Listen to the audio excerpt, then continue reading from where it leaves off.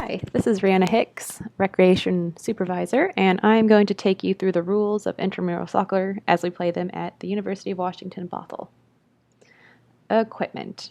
Each team is required to wear a shirt with the same shade of the same color.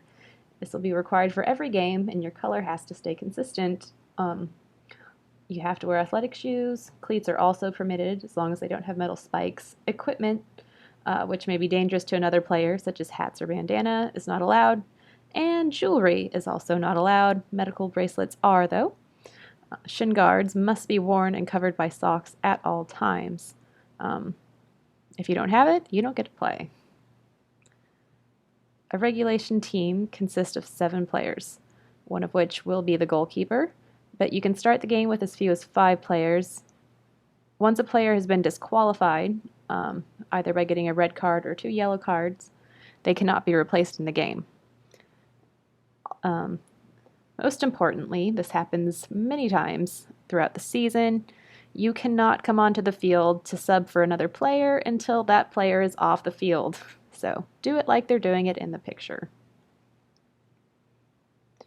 You can start the game with less than 7 players, but you must have 5 throughout the entire game. If someone gets injured or disqualified, you forfeit the game and your team loses.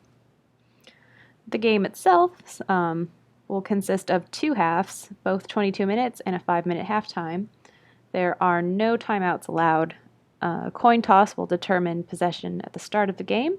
The winner of the coin toss decides whether they want to kick off or which side they want to defend. The game 2. Start of the game. The players who initially kick the ball may not touch the ball until another player has touched it. All kickoffs are direct.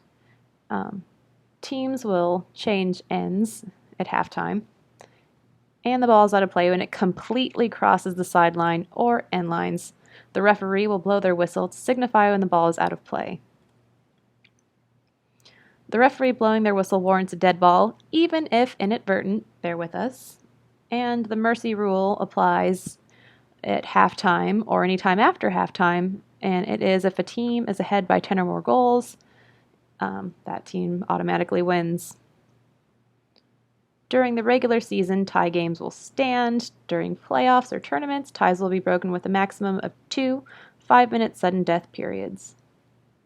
Rule clarification. Fans and coaches must stay off the field at all times. The team which kicked the ball out of bounds is responsible for retrieving the ball and returning it to the goalie or referee. Offsides. Yes, there are many components to being offsides. If you want to pause here and read through all the ways you can be offside, do so now. Essentially, what you need to know, though, is that offsides is completely left up to the judgment of the officials. We will see this theme repeated many times. Fouls and misconduct. This is a large section. There are many things to do wrong. First among them, you cannot intentionally attempt to kick, strike, or jump at an opponent. The penalty for fouls and misconduct is a direct free kick. Handling. A player shall be penalized for intentionally handling the ball, and it's up to the discretion of the officials whether it's intentional or unintentional, and yes, onward. Fouls and misconduct. Charging. A player shall not intentionally charge an opponent unfairly.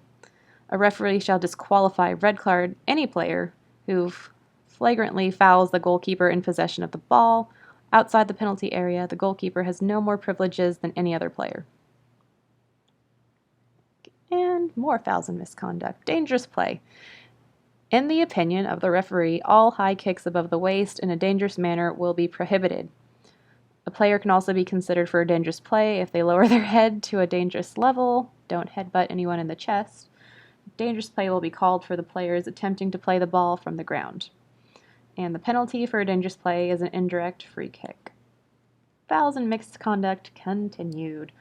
Obstruction. Obstruction is the intentional act by a player not in possession of the ball or not attempting to play the ball, of running between an opponent and the ball, or using the body as an obstacle.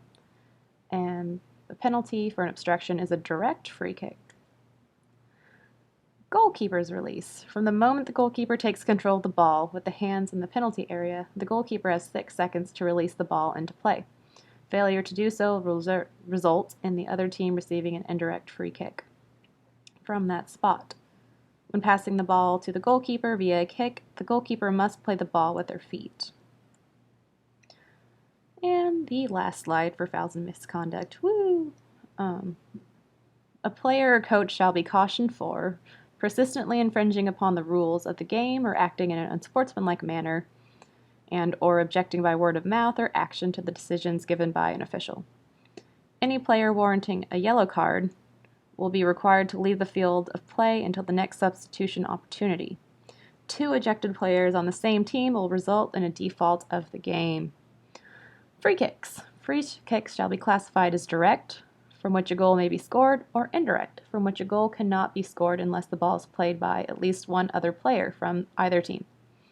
All free kicks may be taken in any direction and by any player of the offended team. Penalty kicks. The penalty kick is taken from the penalty mark, which is 12 yards from the center of the goal line. Slide tackles. Do not do them. They are illegal in intramural outdoor soccer. Slide tackles are left up to the referee's discretion as to whether or not the tackle will warrant a yellow card, red card, free kick, or no call. No calls will occur if there is no one around and the player is making a play for the ball, but it could be considered a no call. Again, up to the ref. And co-rec adaptions.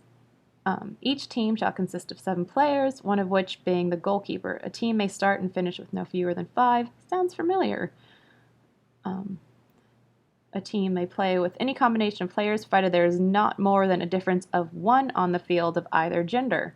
So a team of 9, 4 men, 5 women, or 4 men, 5 women. I might have just said that.